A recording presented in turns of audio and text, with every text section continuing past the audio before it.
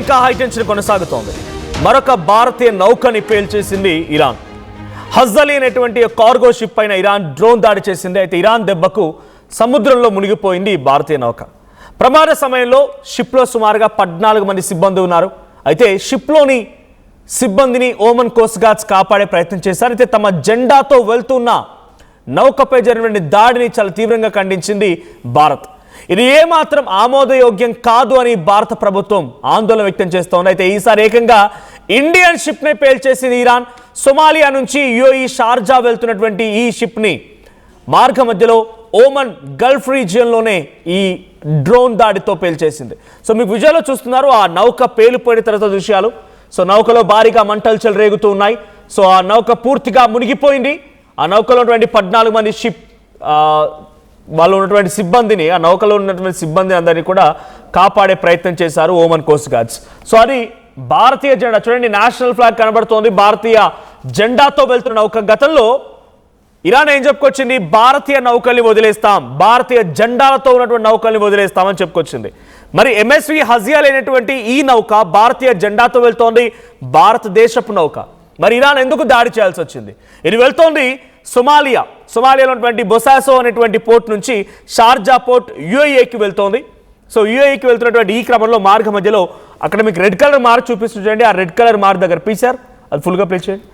So ఆ red colour mark దగ్గరే ఎగ్జాక్ట్గా ఆ నౌక కుప్ప కూలిపోయింది. డైరెక్ట్గా ఇరాన్ దాడిలో అక్కడ మునిగిపోయింది. ఇక్కడ చూడండి, సొమాలియా నుంచి షార్జా వెళ్తోంది, యుఏఈ షార్జా వెళ్తుంది, అదే ఆ రూట్ మ్యాప్. దీంట్లో లైవ్ స్టాక్ అంటే మేకలు and sheeps, goats and sheeps వెళ్తూ ఉన్నాయి. సో దాంట్లో 57 మీటర్ల పొడవు గల ఈ నౌకని ఆ ఎగ్జాక్ట్ రౌండ్ మార్క్ దగ్గర ఓమన్ రీజియన్ దగ్గర ఇరాన్ డ్రోన్ అటాక్తో పేల్చేసే ప్రయత్నం చేసింది. అయితే మరి స్ట్రైట్ ఆఫ్ హార్మూజ్ దగ్గరికి రీచ్ అవ్వలేదు, స్ట్రైట్ ఆఫ్ హార్మూజ్లోకి ఎంట్రీ ఇవ్వలేదు. ఇంకా వెళ్ళేటువంటి క్రమంలోనే మార్గ మధ్యలో దీన్ని పేల్చడం పైన ఇప్పుడు ఇండియన్ గవర్నమెంట్ కూడా చాలా ఆగ్రహానికి గురవుతోంది. ఇంకోవైపు ఈ నౌక రెగ్యులర్గా ఆ ఏరియాలోనే వర్క్ చేస్తూ ఉంటుంది. ఇది భారతీయ నౌక అయినప్పటికీ అక్కడ ట్రాన్సిట్ వర్క్లో పాల్గొంటూ ఉంటుంది. గల్ఫ్ రీజియన్లోనే ఇది అనేక రకాల ఆపరేషన్స్ చేపడుతూ ఉంటుంది ట్రాన్స్పోర్టింగ్గా. సో ఇది ఒక కార్గో వెజల్. సో ఈ కార్గో షిప్లో చాలా భయంకరమైనటువంటి ఈ దాడి కారణంగా అక్కడ ఉన్నటువంటి ఆ లైవ్ స్టాక్ మొత్తం మునిగిపోయింది. అంటే అందులో ఉన్నటువంటి గోట్స్ అండ్ షీప్స్ కంప్లీట్గా అందులో మునిగిపోయాయి. అవన్నీ కూడా పూర్తిగా మరణించాయి ఆ నీటిలో మునిగిపోయి. అయితే 14 మంది సిబ్బందిని మాత్రం ఓమన్ కోస్ట్ గార్డ్స్ కాపాడి బయటికి తరలించే ప్రయత్నం చేశారు. వారందరినీ కూడా సేఫ్గా ఒక పోర్ట్కి, ఓమన్లో ఉన్నటువంటి ఒక పోర్ట్కి, ఓమన్ కోస్ట్ గార్డ్స్ దిబ్బా పోర్ట్కి తరలించారు. ఓమన్లో ఉన్నటువంటి దిబ్బా పోర్ట్లో అంతా సేఫ్గా ఉన్నారు. అయితే ఈ ఇన్సిడెంట్ పైన అటు ministry of ports, shipping and waterways additional secretary Mukesh Mangal మాట్లాడుకొచ్చారు. ఆయన ఏం మాట్లాడారో చూద్దాం.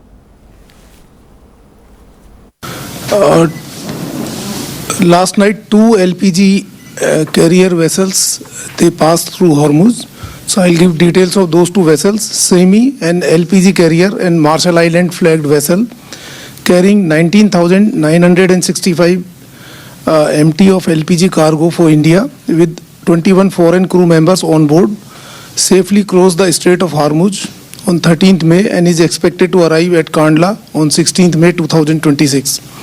Another vessel, that is NV Sunshine, an LPG carrier and Vietnam flagged vessel carrying 46,427 metric ton of LPG cargo for India with 24 foreign crew members on board safely crossed the Strait of Hormuz on 14th May and expected to arrive at New Mangalore on 18th May 2026.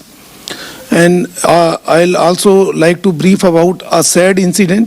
An Indian Doe, a mechanized sailing vessel that is actually made of wood and named Haji Ali, during its voyage from Somalia to Sharjah, UAE, reportedly encountered an attack incident in Omani waters in early hours of 13th May 2026, which led to fire on board and subsequent sinking of the vessel. All 14 crew members on board were safely rescued by the Omani Coast Guard and have reached Dibba Port, that is Oman. The crew is reported to be safe and necessary formalities with the local authorities have been completed. Government of India remains in close coordination with the authorities in the Sultanate of Oman, Indian mission officials and relevant maritime agencies.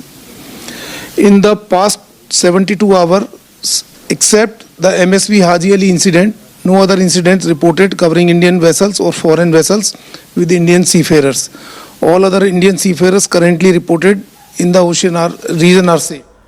Right, last 2 days రెండు LPG నౌకలు strait of Hormuz దాటాయి. But very sad incident is that MSV Haji Ali అనేటువంటి ఒక wooden SAIL, అంటే ఆ నౌక ఓమన్ రీజియన్స్లోని ఓమన్ వాటర్స్లోని అదాన్ని ఒక drone దాడి పేల్చేసింది. అది పూర్తిగా మునిగిపోయిందని చెప్పి Mukesh Mangal, additional secretary of ministry of ports చెప్తున్నమాట.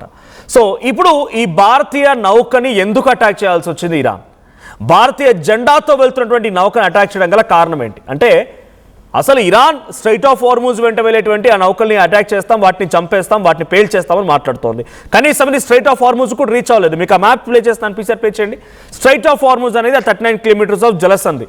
మరి అక్కడికి వెళ్లకుండానే దీనిపై అటాక్ చేయడాన్ని ఇప్పుడు ఇరాన్ ఎలా సమాధానం చెప్తుందో చూడాలి. సో ఎగ్జాక్ట్గా ఇది ఇంకా ఓమన్ రీజియన్లోనే ఉంది, ఇంకా స్ట్రైట్ ఆఫ్ హార్మూజ్కి రీచ్ అవ్వలేదు. ఆ మార్గ మధ్యలోనే దీనిపై అటాక్ ఎందుకు చేసింది? భారతీయ జెండా ఉన్నటువంటి నౌకల్ని వదిలేస్తానని చెప్పినటువంటి ఇరాన్ ఎందుకు చేసింది? లేకుంటే ఇది ఇరాన్ చేసే దాడేనా, లేదంటే ఇతరత్ర అమెరికా పార్టిసిపేషన్ ఏమైనా ఉందా, లేదా ఇంకెవరైనా ఉగ్రదాడికి పాల్పడ్డారా, ఉగ్ర చర్యలకు పాల్పడ్డారనే కోణంలో కూడా డెఫినెట్గా విచారించాల్సిన అవసరం అయితే ఉంది. So as of now MSV Haji Ali అనేటువంటి ఆ నౌక చూడండి, ఎగ్జాక్ట్గా ఆ సర్కిల్ దగ్గరే లాస్ట్ నోటిఫికేషన్, లాస్ట్ పొజిషన్ మనం చూడొచ్చు. లాస్ట్ పొజిషన్ అక్కడే ఉంది.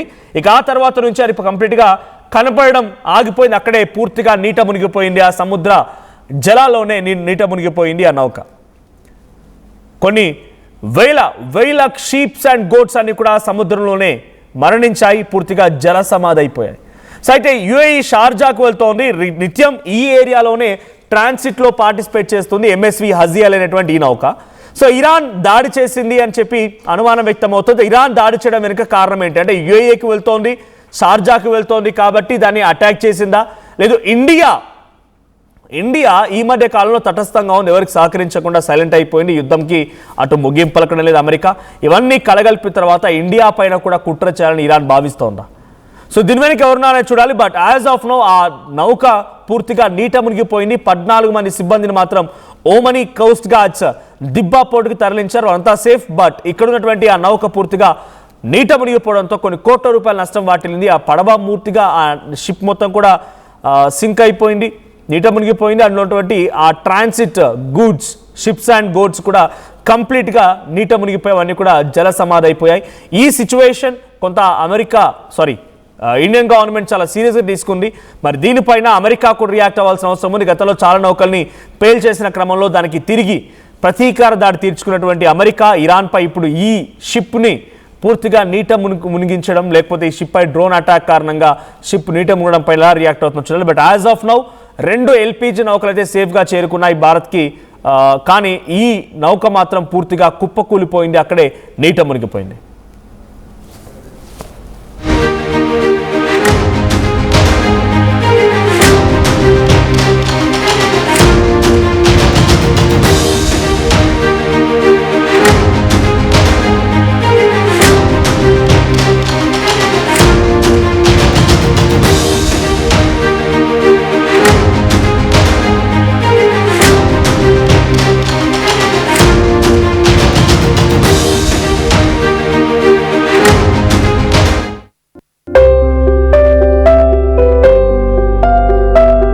చిన్న చిన్న ఆనందాలు 35 ఏళ్లుగా నా జీవితంలో లేవు.